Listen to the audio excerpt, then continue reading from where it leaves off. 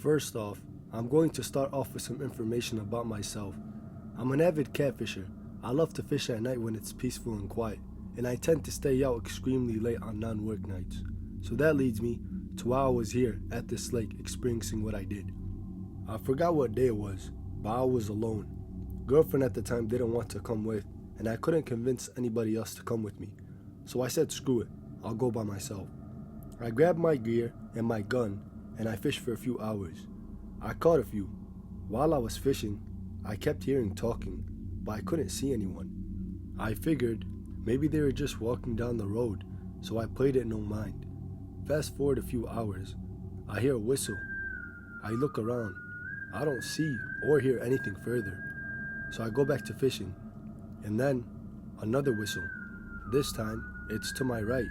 I'm thinking to myself, is it probably some kids? But this is an attention-seeking whistle, like one that somebody would do if they want your attention. Again, I see and hear nothing.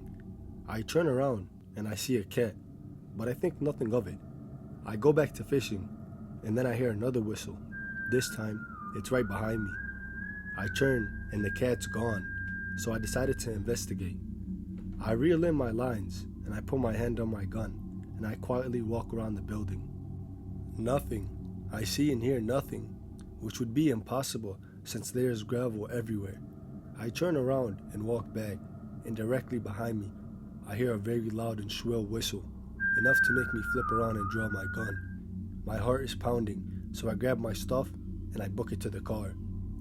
Fast forward a week later, last Friday or Saturday night, my friend and I go to the same place.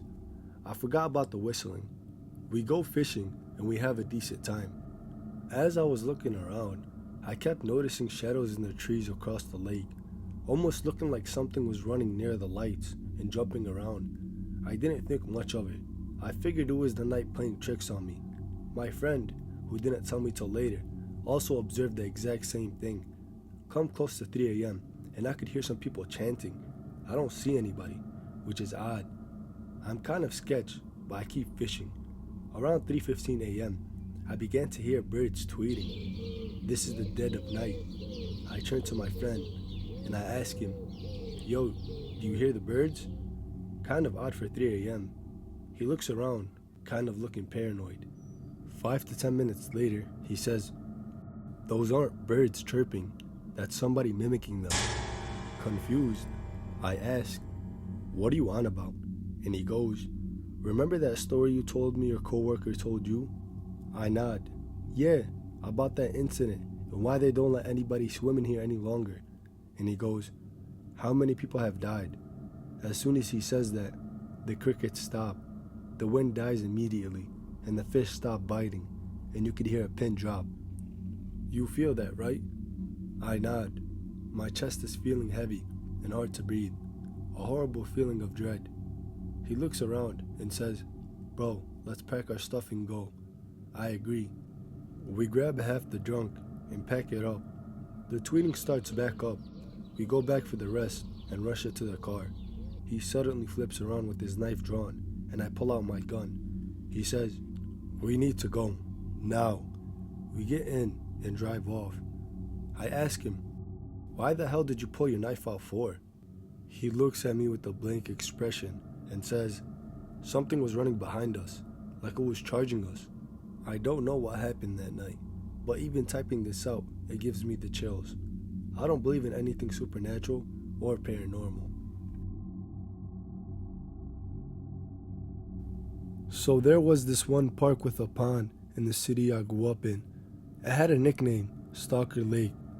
I was young then and a freshman in high school, and our track team went with the coach's instructions to meet to run around the path that circled the lake. This pond is located inside of a park in the city. It's about a mile in circumference, and I'm going to tell you right now, I was not the best runner on the team. In fact, I was the slowest, saddest girl on the track team. The coach warned us of the lake's reputation, even calling it Stalker Lake, and told us to buddy up. I had no buddy. He did not enforce buddies, and I was soon left on my own after the runners took off. I ran after them. I tried my best. We were going to be doing 3 loops. I saw people from my first loop. then was passed by people on the second loop. Then, by the third loop, my sides were aching, and everybody on the team lapped me and was gone. I was at half-mile point, as far as you can get from the main road. The rest of the area on the far side of the loop around the lake led more into the park, which included dense tree growth, brush, bushes, and just generally useless territory.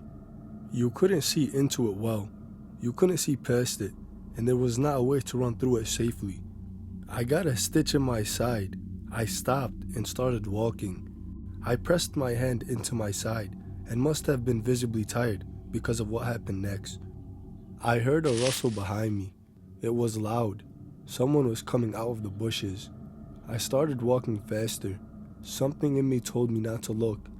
I knew if I looked, it was over. I just had a feeling. I sped up my walking. They did too. Not more than a couple yards behind me. My heart was beating hard now.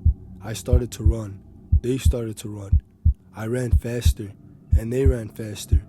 I could hear their footsteps right behind me, pounding into the pavement, almost catching up to me.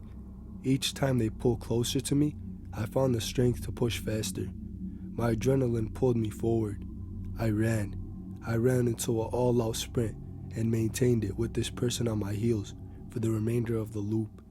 I knew if I could just make it to the street, if I could just get back near people, I would be okay. I had to. I reached the entrance to the path. I heard a wheeze behind me. I dug my heel in and pushed myself forward. I hear another wheeze, then another. His footsteps stopped. He was gasping for air. I ran, letting the wheeze fall into the distance. I ran from there all the way back to my school without looking back. When I reached it, no one from the team was there. No one had waited for me. I got my stuff from my locker and walked home, shaking and terrified and grateful I made it. At the time, I lived with my grandmother. I think I would have reported it if I had been living with one of my parents, but I didn't want to scare her, so I kept it quiet. I wish I had it now. Now, I know the importance of reporting these type of things to prevent future incidents. To this day, that lake has a reputation, and nothing has been done about it. I feel very lucky for getting away, lucky that I was fast enough, that man was slow enough, that I knew to run and not to look back. It occurred to me years later that this person was not only attempting to kidnap me, but that he was attempting to kidnap a child. I looked like a child and was a young teen at the time.